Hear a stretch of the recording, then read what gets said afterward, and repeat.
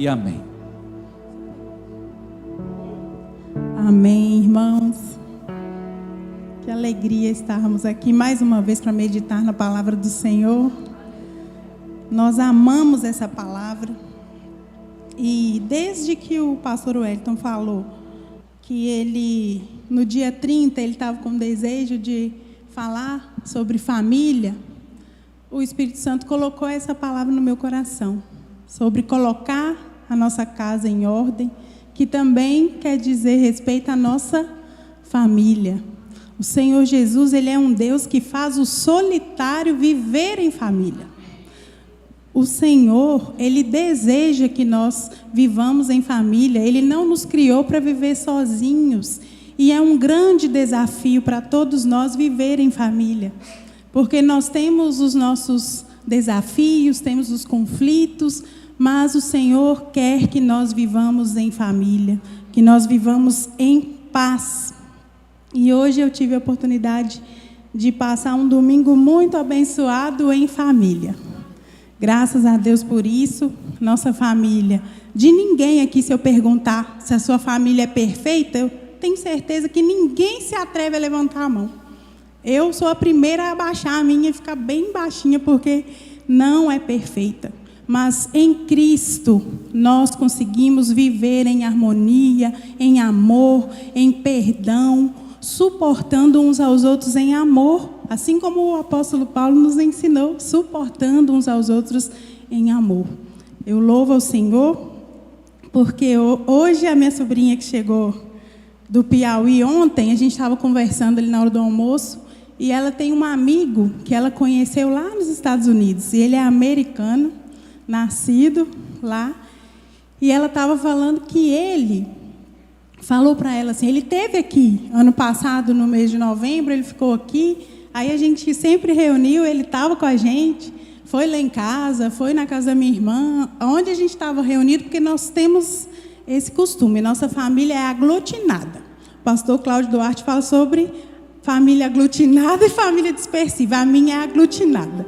Onde um está, todo mundo quer estar também, não quer perder nenhum momento. Quando vem alguém de fora, onde está um, está todo mundo. A gente tem esse costume e a gente gosta muito de estarmos juntos. E ele esteve aqui e ele falou para ela assim, ela estava me contando hoje. Ele falou, tia, o Robert falou comigo assim que ele nunca teve sonho de ter uma família, de constituir uma família, de se casar, mas os dias que ele passou aqui e ele viu como que é bom viver em família, agora ele tem esse desejo de também constituir uma família. E graças a Deus por isso, e eu oro para que o Senhor realmente prepare uma esposa para ele, e que ele tenha uma família, e que ele conheça a palavra do Senhor, para que ele possa viver aquilo que a Bíblia deseja para nós. Hoje nós vamos ler aqui em 2 Reis, capítulo 20. Nós vamos ler os versículos de 1 a 11. Nós vamos falar sobre o tema Põe em ordem a tua casa. Deus enviou o profeta Isaías até o rei Ezequias com uma mensagem para ele pôr em ordem a sua casa, porque ele morreria e não viveria. E qual o paralelo que nós podemos fazer com a nossa vida hoje? Nós também estamos em frente a uma grande ameaça. Nós vemos cada vez mais a família sendo alvo de ser destruída.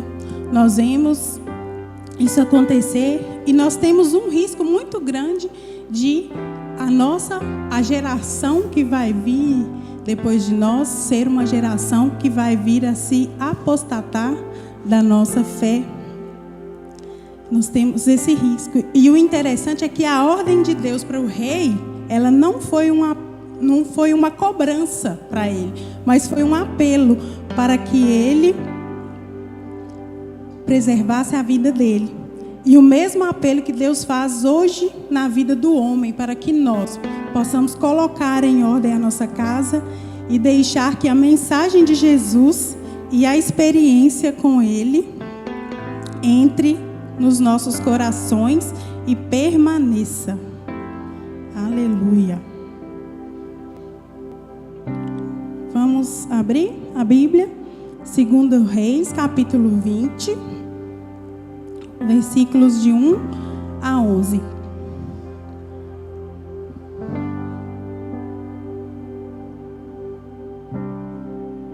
Naqueles dias, Ezequias adoeceu de uma enfermidade mortal. Veio a ter com ele o profeta Isaías, filho de Amós, e lhe disse: assim diz o Senhor, ponha em ordem a tua casa, porque morrerás e não viverás. Então virou Ezequias o rosto para a parede e orou ao Senhor, dizendo: lembra-te, Senhor, peço-te, de que andei diante de ti com fidelidade, com inteireza de coração, e fiz o que era reto aos seus olhos, e chorou muitíssimo. E antes que Isaías tivesse saído da parte central da cidade, veio a ele a palavra do Senhor, dizendo: volta e diz a Ezequias, príncipe do meu povo, assim diz o Senhor, o Deus de Davi, teu pai: ouvi a tua oração e vi as tuas lágrimas. Eis que eu te curarei. Ao terceiro dia subirás à casa do Senhor. Acrescentarei aos teus dias 15 anos. E das mãos do rei da Síria te livrarei, a ti e a esta cidade. E defenderei essa cidade por amor de mim e por amor de Davi, meu servo. Disse mais Isaías: tomai uma pasta de figos. Tomaram-na e puseram sobre a úlcera, e ele recuperou a saúde. Ezequias disse a Isaías: qual será o sinal de que o Senhor me curará? De que ao terceiro dia subirei à casa do Senhor? Respondeu Isaías: ser-te-á isto da parte do Senhor como sinal de que ele cumprirá a palavra que disse: adiantar-se-á a sombra 10 graus ou os retrocederá? Então disse Ezequias: é fácil que a sombra adiante 10 graus, tal, porém, não aconteça, antes retroceda 10 graus. Então o profeta Isaías clamou ao Senhor e fez retroceder 10 graus a sombra lançada pelo sol declinante no relógio de Acás. Quem foi o rei Ezequias? Ezequias, ele foi um dos mais notáveis reis de Judá. Ele governou por 29 anos e sua história ficou conhecida não apenas pelo seu reinado, mas também pela forma como a sua vida foi prolongada milagrosamente pelo Senhor após uma grave doença. Ele lutou para eliminar a idolatria entre o povo. Ezequias, ele era filho de Acás, que foi um rei idólatra, mas ele, mesmo nascendo naquela família, ele decidiu que ele não ia servir aos outros deuses, nem ia fazer aquilo que não era bom aos olhos do Senhor. E ele teve um reinado muito bem sucedido. Fortificou Jerusalém, fez uma grande obra para garantir o abastecimento de água na cidade, que se tornou o tanque de Siloé, mesmo em tempos de crise. E quando o rei Senaqueribe concentrou suas forças para lutar contra ele, ele, com a ajuda do Senhor, contou para resistir. E inclusive quando o rei mandou um ultimato para ele, que ia invadir, ele recorreu a Deus, confiante que Deus o salvaria. E a resposta do Senhor veio indicando que os assírios retornariam pelo mesmo caminho que eles vieram. De uma forma milagrosa, o exército assírio, ele era muito numeroso e ele foi destruído. E por isso ele foi repreendido pelo Senhor através do profeta Isaías, que em outros momentos deixou claro que os babilônios estavam saudando. Teve uma ocasião que, depois que ele recuperou, o rei da Babilônia mandou uma carta para ele e ele recebeu aquelas pessoas ali e mostrou tudo que ele tinha, todas as riquezas, não ficou nada que ele não havia mostrado. E Isaías advertiu para ele: olha, eles vão vir, vão levar todos os seus tesouros e ainda vão levar os seus filhos para servir como eunucos no palácio, porque ele ficou com o coração exaltado. Porém, a profecia era que isso não ia acontecer durante a vida dele, mas iria acontecer. Aí ele ficou doente, com uma enfermidade muito grave. Não tem como falar qual que era, porque a Bíblia não fala. Então, só sabemos que é uma enfermidade muito grave. E ele teve essa visita do profeta para avisar para ele que era para ele colocar a casa dele em ordem, porque ele não ia viver, ele ia morrer. E conforme a palavra que nós acabamos de ler aqui, ele orou ao Senhor e não morreu naquela ocasião e pôde viver mais 15 anos. Quero frisar aqui para nós o capítulo 20, no versículo 1, nessa parte que fala assim: assim diz o Senhor, põe em ordem a sua casa, porque morrerás e não viverás. Aqui pode surgir algumas interpretações de que casa que o profeta estava falando com ele, que o Senhor pediu para ele colocar em ordem. A gente pode pensar que seria a vida espiritual dele, mas pelo relato dele mesmo aqui na oração, ele estava com a vida espiritual andando perfeitamente diante do Senhor. Tanto é que ele orou e falou: Senhor, o Senhor sabe que eu tenho andado em conformidade com a tua palavra. Então não era a vida espiritual que o Senhor estava falando para ele. E nem a vida de serviço, porque ele foi um rei que derrubou os altares dos falsos deuses, que limpou o templo, trouxe um renovo para a cidade, na graça de Jesus. O que Deus está falando com ele aqui, então, é em relação à sua família. E o que o Senhor está falando conosco aqui hoje também: põe em ordem a tua casa, a nossa família. Nós temos uma lição de sabermos que a pandemia nos deixou essa herança, de sabermos como que a nossa vida é passageira, como que nós somos limitados. A própria Bíblia fala que a vida é como a erva murcha e cai as flores, e a nossa vida é assim. Agora imagina, irmãos, Ezequias, pelos cálculos ele reinou durante 29 anos, começou a reinar aos 25, então ele morreu com 54 anos. Com mais os 15 anos que Deus deu para ele, ele recebeu essa mensagem que ele ia morrer aos 39 anos aproximadamente. 39 anos. Muito jovem. Eu acabei de completar 40. E tenho ditado que a vida começa aos 40. Então ele estava acabando de começar a vida, né? E recebeu essa notícia: olha, põe sua casa em ordem porque você vai morrer. Daí a gente entende por que ele virou para a parede e chorou. Porque ninguém quer morrer aos 39 anos. Nem nessa idade e nem daquela forma, com uma doença terrível. Por isso que ele virou para a parede e chorou. Lá no livro de aqui no livro ainda de 2 Reis, no capítulo 18, os versículos 5 e 6, ele fala assim: confiou no Senhor, Deus de Israel, de maneira que depois dele não houve seu semelhante entre todos os reis de Judá e nem entre os que foram antes dele, porque se apegou ao Senhor, não deixou de segui-lo, guardou os mandamentos que o Senhor ordenara a Moisés. Olha o relato da vida desse homem. Nem antes dele, nem depois dele, houve um rei que se apegou aos mandamentos do Senhor. e não deixou de segui-lo e guardou os mandamentos que o Senhor ordenara. Ele falou isso para o Senhor: Senhor, o Senhor sabe que eu guardei os seus mandamentos.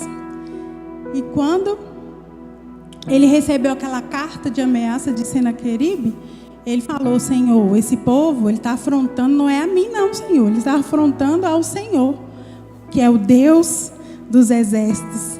E o Senhor, então, destruiu mais de 185 mil soldados. Esse homem, ele vivia a intervenção de Deus na vida dele. Ele era um testemunho vivo do que o Senhor faz. Agora imagine uma coisa, o profeta chegar para ele e falar com ele: olha, você vai morrer. Porque uma coisa, irmãos, é o médico te dar um diagnóstico e falar: olha, você vai morrer. Você tem tanto tempo de vida. Quando o médico fala isso, a gente faz o quê? A gente vai orar, né? Clamar misericórdia e favor do Senhor, muda essa história, em nome de Jesus a gente clama. Agora imagina um profeta do calibre de Isaías, que nenhuma profecia dele deixou de se cumprir. Era um profeta, né, que tinha confiança do povo, porque o que ele profetizava era realmente da parte do Senhor. Chegar para ele e falar: olha, você vai morrer. E aí? Depois que Deus falou que você vai morrer, ele pensou: não, eu vou orar. Virou para a parede e foi orar. E o Senhor manifestou a graça para ele. E a Bíblia fala, que nós acabamos de ler, que Isaías nem tinha se afastado muito. O Senhor já respondeu a oração dele bem rápido. Volta lá e muda o decreto. Fala para ele que ele vai viver mais 15 anos. E ainda, porque toda profecia que Isaías profetizava, ele tinha um sinal. Ó, o sinal, vai acontecer isso. Aí ele falou: e qual que vai ser o sinal? Qual que é a garantia que o Senhor vai fazer isso? Aí Elias deu para ele a opção do relógio, e a sombra do relógio ir para frente 10 graus. E ele ainda falou: não, para frente é muito fácil, né? Vamos voltar então 10 graus. Tamanho da fé desse homem. E Deus mexeu na estrutura do universo, e o relógio voltou 10 graus para comprovar que o Senhor faria aquilo na vida dele. Só que ele recebeu a palavra e o Senhor falou para ele que era para ele colocar a casa em ordem. Ele recebeu a cura do Senhor, mas nós vamos ver que ele não colocou a casa em ordem. O ambiente de oração que nós vimos aqui, a comunhão desse homem, né, com Deus, é um ambiente onde nós pleiteamos aquilo que nós estamos querendo, mas também nós entregamos a Deus aquilo que Ele quer. Hoje de manhã eu acho tão interessante como que Deus trabalha, que hoje o Fabrício falou justamente isso aqui na escola dominical: seja feita a tua vontade. O Senhor Jesus, Ele nos ensinou isso na oração e também ali na cruz, naquele momento que Ele falou: Senhor, passa de mim esse cálice, mas contudo seja feita a tua vontade. Nós temos que aprender com Jesus que às vezes nós pedimos em oração e não está de acordo, alinhado com a vontade de Deus. E aí, o que nós vamos fazer? Nós vamos murmurar? Nós vamos reclamar? Nós vamos blasfemar? Ou nós vamos entender que a vontade é boa, é perfeita, é agradável em todo tempo, mesmo quando nos faz sofrer, nos faz chorar, ela é boa, perfeita e agradável. E nós confiamos, nós acabamos de cantar aqui, a bondade de Deus, porque Ele é bom em todo tempo. No tempo bom, no tempo ruim. Deus é bom. E nós temos que aprender isso. Lá no livro de Jeremias, aqui ó, tem várias marcações aqui ó, de texto que nós vamos ler. No livro de Jeremias, no capítulo 15, dos versículos 1 a 4, nós vamos ver o que aconteceu, porque o rei Ezequias não colocou a casa dele em ordem.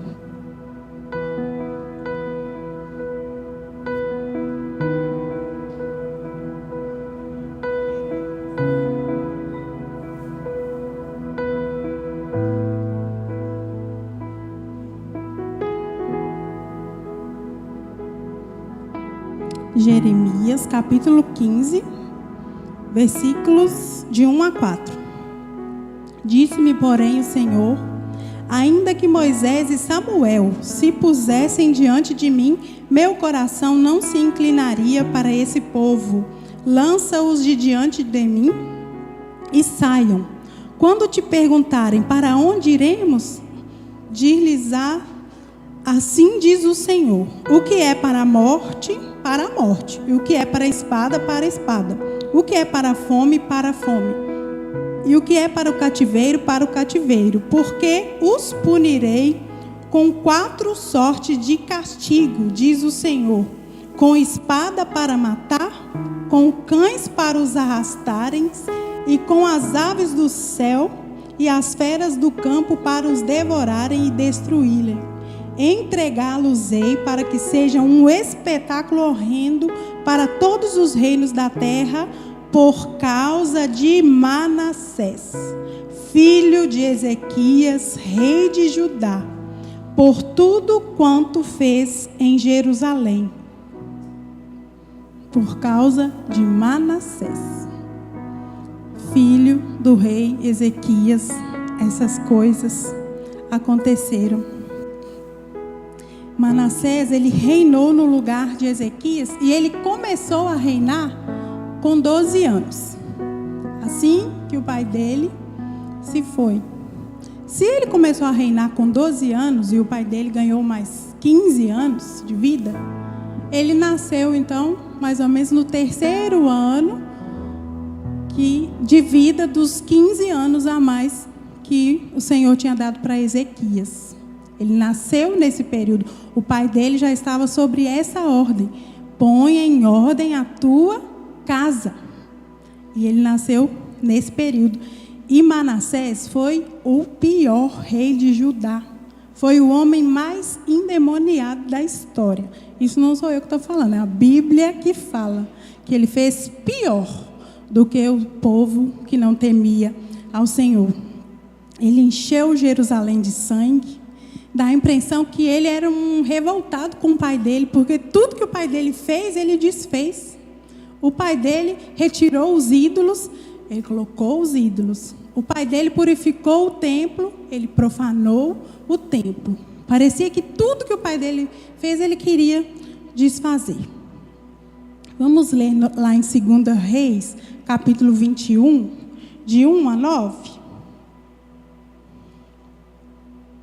2 Reis, capítulo 21, de 1 a 9, vai nos dar um panorama do reinado de Manassés. Tinha Manassés 12 anos de idade quando começou a reinar, e reinou 55 anos em Jerusalém. Sua mãe chamava-se Refziba. Fez ele o que era mal perante o Senhor, segundo as abominações dos gentios, que o Senhor expulsara de suas possessões de diante dos filhos de Israel. Pois tornou a edificar os altos que Ezequias, seu pai, havia destruído, e levantou altares a Baal, e fez um poste ídolo, como o que fizera Acabe, rei de Israel, e se prostrou diante de todo o exército dos céus e o serviu. Edificou altares na casa do Senhor, da qual o Senhor já tinha dito: em Jerusalém porei o meu nome. Também edificou altares a todo o exército do céu, nos 2 átrios da casa do Senhor, e queimou ao seu filho como sacrifício. Olha que homem, queimou seu filho como sacrifício. Adivinhava pelas nuvens, era agoureiro e tratava com médios e feiticeiros. Prosseguiu em fazer o que era mal perante o Senhor, para provocar a ira. Também pôs a imagem de escultura do poste ídolo que tinha feito na casa de que o Senhor dissera a Davi e Salomão, seu filho: nesta casa, em Jerusalém, que escolhi de todas as tribos de Israel, porei o meu nome para sempre. E não farei que os pés de Israel andem errantes da terra que dei a seus pais, contanto que tenham cuidado de fazer segundo tudo que lhes tenho mandado e conforme toda a lei que Moisés, meu servo, lhes ordenou.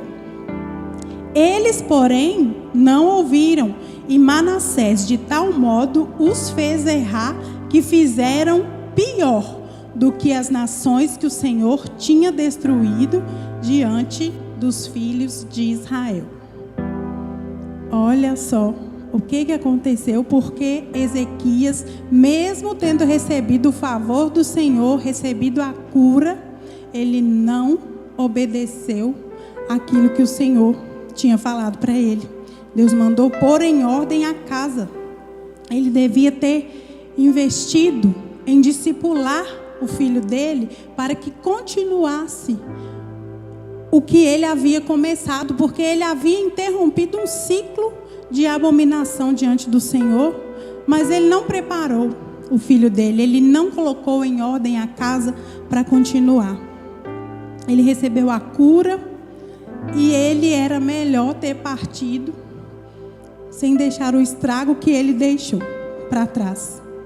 E o erro foi não ter dado atenção ao que o Senhor havia ordenado para ele: põe em ordem a tua casa. E o grande erro dele foi não entender a continuidade geracional. Aquilo que vai passando de geração em geração. O cativeiro babilônico foi gerado dentro da casa do rei Ezequias. Um homem de Deus que recebeu uma ordem: põe em ordem a tua casa, e não obedeceu.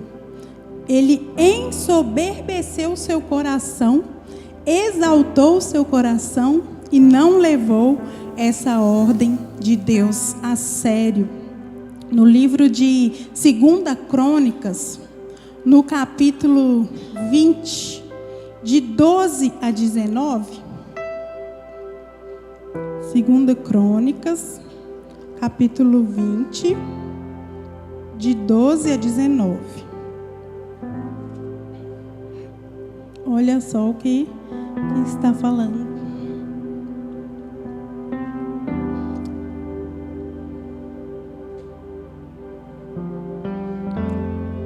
Segunda Crônicas, capítulo 20, de 12 a 19.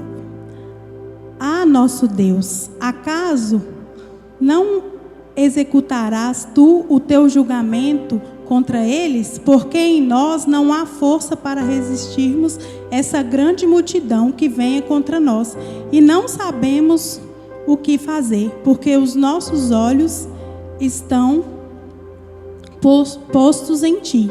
Todo Judá estava em pé diante do Senhor, como também as suas crianças e as suas mulheres. Na verdade, não é esse texto. Na verdade, é 2 Reis. Eu anotei aqui 2 Crônicas, mas é 2 Reis.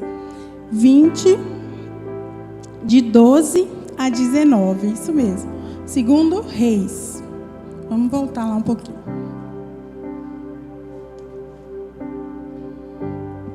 2 Reis, capítulo 20, 12 a 19, que vai relatar sobre a embaixada da Babilônia. Nesse tempo, Merodach-Baladã, filho de Baladã, rei da Babilônia, enviou cartas e um presente a Ezequias, porque soube que estivera doente. Ezequias se agradou dos mensageiros e lhe mostrou toda a casa e todos os seus tesouros, a prata, o ouro, as especiarias, os óleos finos, o seu arsenal, tudo quanto se achava nos seus tesouros. Nenhuma coisa houve em sua casa, nem todo domínio que Ezequias não lhes mostrasse. Então Isaías, o profeta, veio ao rei Ezequias e lhe disse: que foi aqueles homens disseram? E de onde eles vieram? Respondeu Ezequias: de uma terra longínqua, vieram da Babilônia. Perguntou ele: que viram em tua casa? Respondeu Ezequias: viram tudo que há em minha casa. Coisa nenhuma nos meus tesouros que eu não lhes mostrasse. Então disse Isaías a Ezequias: ouve a palavra do Senhor. Eis que virão dias em que tudo quanto houver em tua casa, com o que entesouraram teus pais até o dia de hoje, será levado para Babilônia. Não ficará coisa alguma, diz o Senhor. Dos teus próprios filhos que tu gerastes tomarão, para que sejam eunucos no palácio do rei da Babilônia. Agora, o versículo 19, que é muito triste. Então disse Ezequias a Isaías: boa é a palavra do Senhor. Pois pensava: haverá paz e segurança em meus dias. Já pensou que triste? Falar que vai levar todos os tesouros que os pais dele conquistaram, que ele conquistou, que levaria os filhos para serem eunucos no palácio. Ele falou: boa é a palavra, essa palavra é boa. Porque ele pensou só nele. Ele pensou: pelo menos nos meus dias, os poucos que me restam, vai ter paz e segurança. Esse foi o erro de Ezequias, não pensar na geração. Porque nós sabemos que os eunucos que iam servir no palácio, eles ficavam estéreis, para não despertar preocupação para os reis, né, com o harém deles. O eunuco vai ficar ali perto das mulheres, então ele não pode representar risco. Então eles eram tornados estéreis. Isso interromperia a geração dele mesmo, porque os filhos não poderiam ter filhos e continuar a geração. Mas ele falou que era boa a palavra do Senhor, porque nos dias dele haveria paz e segurança. E nós temos que nos preocupar, não só conosco, mas as gerações que virão depois de nós. E nós temos que preocupar em deixá-las bem estruturadas na palavra de Deus.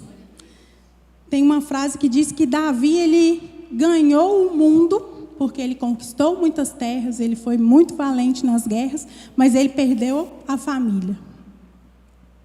Já Noé, ele perdeu o mundo, mas ele salvou a família dele na arca.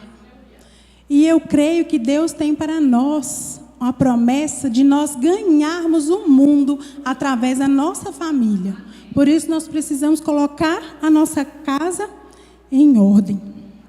Quando a gente fica olhando, a gente vê que Deus chamou cada pessoa com um propósito. Deus não chamou ninguém à toa. Qual foi a grande missão que Deus deu para Moisés? Libertar o povo da escravidão do Egito. Qual a grande missão que Deus deu para Josué?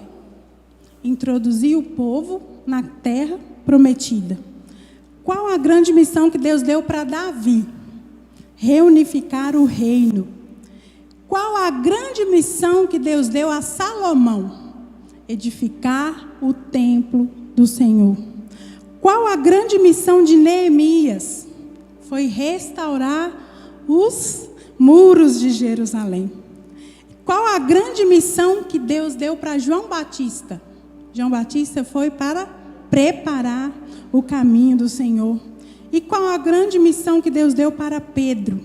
Foi abrir a porta do evangelho para judeus e gentios, para que todos pudessem receber. Qual a grande missão que Deus deu para o apóstolo Paulo? Foi fazer missão mesmo, né? Em todos os cantos, com aquela caravana evangelística, plantando igrejas. Por onde ele passava, ele levou o evangelho a muitos lugares. Qual foi a grande missão que Deus deu para Abraão? Ser o nosso pai na fé. E a promessa de Deus para ele era ser pai de multidões. No livro de Gênesis, capítulo 18, versículo 19, está escrito assim, ó: porque eu o escolhi para que ordene aos seus filhos e à sua casa depois dele, a fim de que guardem o caminho do Senhor e pratiquem a justiça e o juízo, para que o Senhor faça vir sobre Abraão tudo o que tem falado ao seu respeito. Ou seja, as futuras gerações. Abraão, ele foi pai de Isaac, com quantos anos? 100 anos. Isaac se casou com 40 anos e Rebeca era estéril durante 20 anos. Ele orou durante 20 anos e depois de 20 anos ele foi pai de Jacó e Esaú. E Abraão morreu com 175 anos e os seus netos tinham 15 anos. Lá no livro de Hebreus 11, onde está registrada a galeria dos heróis da fé, no capítulo 11, versículo 13, está escrito assim: todos esses morreram na fé, foram recebidos como promessas, porém, vendo-as de longe e crendo nelas e abraçando-as, confessaram que eram estrangeiros e peregrinos na terra. Naquela época lá, Abraão, ele já olhou na frente, ele já nos viu aqui hoje, porque nós somos aqui, somos filhos de Abraão, que é o nosso pai na fé. Por isso eu quero encorajar você a orar pelos seus filhos, pelos seus netos, pelo seu irmão, pela sua tia, pelo seu primo. Se tem alguém ainda da sua família que não foi alcançado pela graça do Senhor, não desista de orar. E Deus quer que nós estejamos comprometidos com as futuras gerações. No livro de Samuel, nós vemos, não vai dar tempo de ler todos os versículos que eu gostaria de ler, mas eu quero ler pelo menos os principais. 1 Samuel, no capítulo 12, Samuel foi um profeta, foi um juiz, foi um sacerdote, foi um homem que nós não temos nada para falar da reputação dele. Nem o povo tinha para falar, porque ele perguntou: olha, agora eu estou prestando conta, finalizando a carreira, já estava idoso, serviu ao Senhor a vida toda. Samuel foi entregue lá no templo quando ele era criança, e ele a vida inteira serviu. E ele falou: então agora vocês me falam, eu fiz alguma coisa de errado? E a nação falou para ele: não, você não fez nada de errado. Samuel, um homem de Deus. E nós vamos ver que os filhos dele não seguiram o mesmo caminho dele. Também faltou a Samuel colocar a sua casa em ordem, porque os filhos dele não andavam segundo o caminho do Senhor. Vamos lá, no 1 Samuel capítulo 12. Vou ler aqui o versículo 2 e 3. Agora, pois, eis que tendes o rei à vossa frente. Já envelheci, estou cheio de cães e meus filhos estão convosco. O meu procedimento esteve diante de vós desde a minha mocidade até o dia de hoje. Eis-me aqui, testemunhai contra mim perante o Senhor e perante o seu ungido, de quem tomei boi, de quem tomei jumento, a quem defraudei, a quem oprimi, e das mãos de quem aceitei suborno para encobrir com ele os meus olhos, e vô-lo restituirei. Então eles responderam para ele: em nada nos defraudaste, nem nos oprimiste, nem tomaste coisa alguma das mãos de ninguém. É uma maneira bacana da gente encerrar a nossa vida, não é? Apresentar diante do Senhor: Senhor, eu fiz tudo certo, eu não defraudei ninguém, eu agi corretamente. Mas tem um porém nessa história. Aqui mesmo no livro de 1 Samuel, capítulo 8, nos versículos de 1 a 4, e o povo ficou tão aborrecido porque Samuel, ele mesmo que colocou os filhos dele como juiz. Antes era o Senhor quem determinava quem seria o juiz. Samuel, ele não esperou Deus ordenar, ele mesmo foi lá e colocou os filhos dele para substituí-lo. E o povo ficou muito insatisfeito. Por quê? Tendo Samuel envelhecido, constituiu seus filhos por juízes em Israel. O primogênito chamava-se Joel e o segundo Abias, e foram juízes em Berseba. Porém, seus filhos não andaram pelos caminhos dele, antes se inclinaram à avareza e aceitaram o suborno e perverteram o direito. Então os anciãos todos os anciãos de Israel se congregaram e vieram a Samuel a Ramá e lhes disseram: vê, você já está velho e teus filhos não andam nos teus caminhos. Constitui-nos, pois, agora um rei sobre nós, para que nos governe como tem todas as nações. Se o cativeiro da Babilônia foi gestado na casa de Ezequias, a monarquia em Israel foi gestada na casa de Samuel, porque o povo não queria aqueles juízes injustos. Eles preferiam um rei igual todas as nações tinham, porque Samuel não colocou a casa dele em ordem. Nós não podemos falar que Samuel não foi o homem de Deus, mas ele falhou nesse ponto de colocar a casa dele em ordem. Ele não preparou os filhos dele para continuarem a jornada. E isso, irmãos, de verdade, é um assunto que assim me deixa bastante angustiada, bastante aflita quando eu penso nisso. E nós sabemos que nós estamos em uma corrida de revezamento. A gente tem que passar o bastão para a próxima geração para que isso continue, para que não pare, para que não aconteça igual aconteceu com homens de Deus, que nós não temos o que dizer da reputação deles, mas que falharam em passar o bastão para a próxima geração. E nós não podemos deixar que isso aconteça conosco. Essa semana eu até coloquei no grupo da igreja um trecho do pastor Hernandes, falando que a geração que saiu do Egito morreu no deserto. A geração que nasceu no deserto entrou na terra prometida. E a terceira geração que entrou na terra prometida, daí a algum tempo não sabia mais quem era Deus. Ou seja, bastou uma geração para que eles se apostatassem da palavra do Senhor. Isso quer dizer que nossos avós, nossos bisavós foram mais crentes que os nossos pais. Nós estamos sendo mais crentes que os nossos filhos e netos.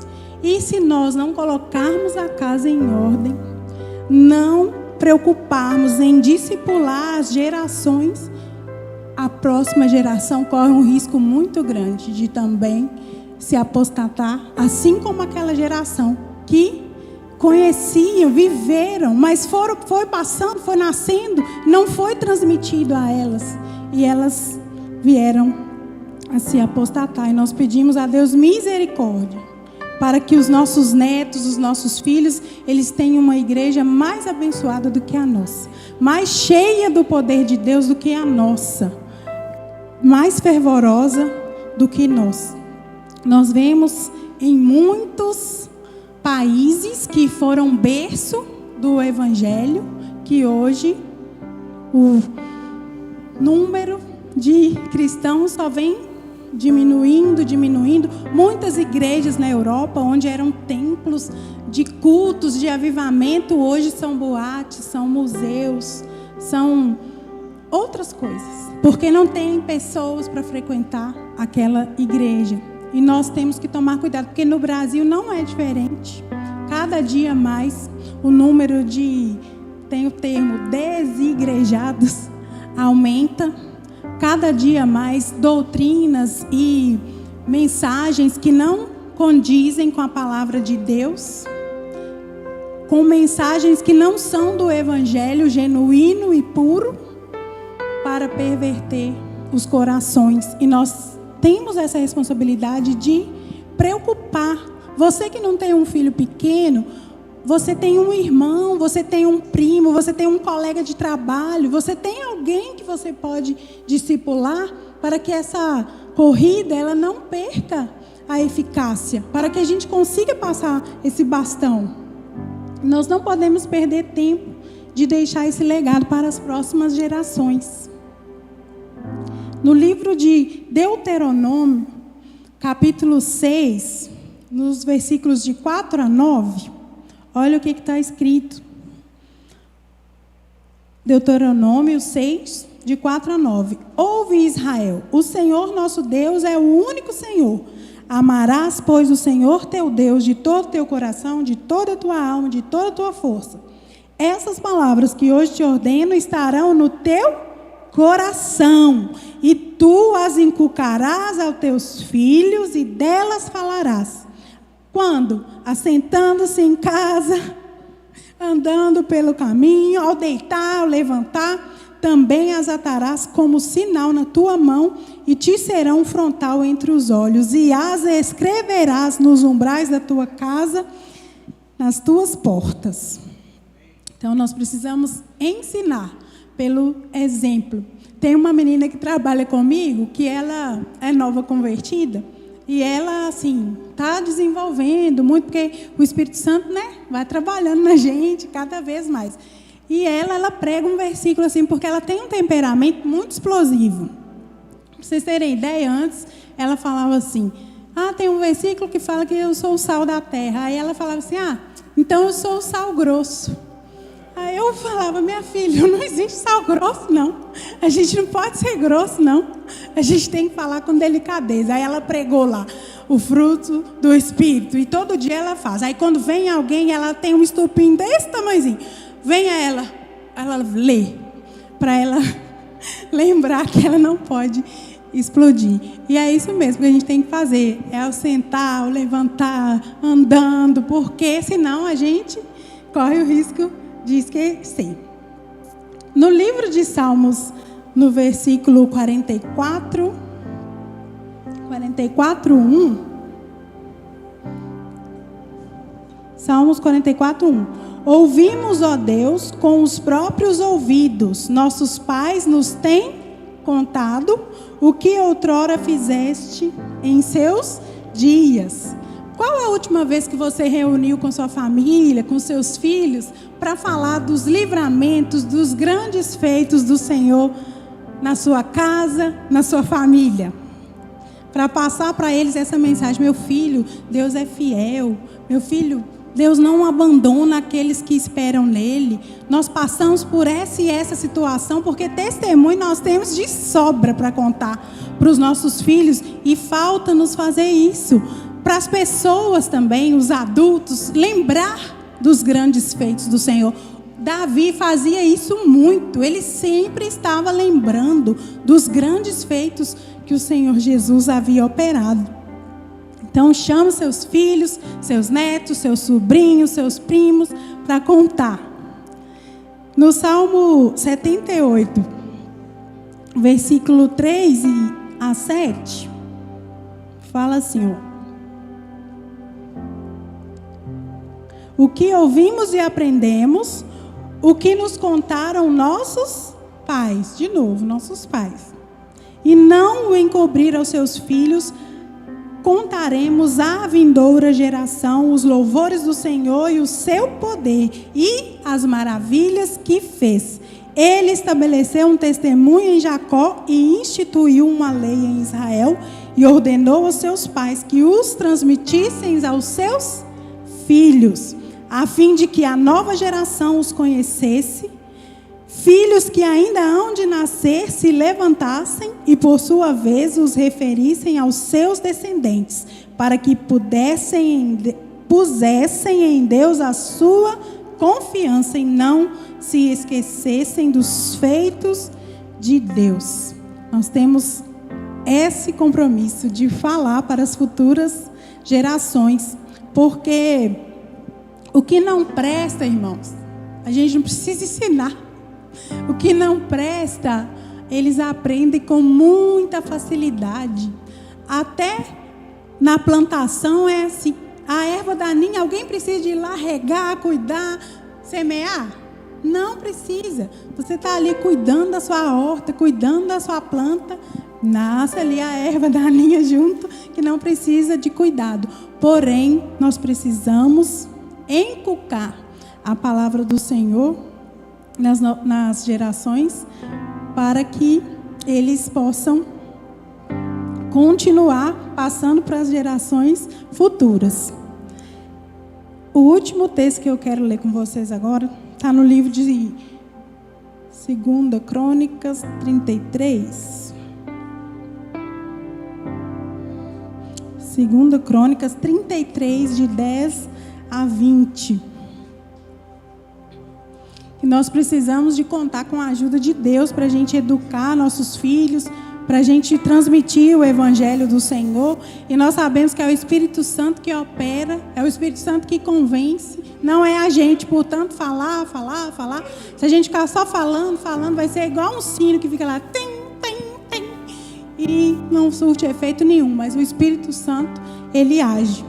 E para a gente encerrar aqui a história de Manassés, nós sabemos que nós não geramos filhos para o inferno, nós não geramos filhos para a morte, nós não fomos gerados para o inferno e para a morte, nós somos gerados para a glória de Deus. E Manassés, no final da vida dele, ele teve a oportunidade, mesmo tendo cometido aquelas atrocidades que nós lemos, ele se arrependeu e voltou para Deus. E se ele teve a chance de se arrepender e voltar para Deus, por que o nosso parente, o nosso amigo, o nosso filho, nosso irmão, nosso cunhado não tem essa graça para a vida dele? Se que nós sabemos que onde abunda o pecado, superabunda a graça do Senhor. Então não desista de orar.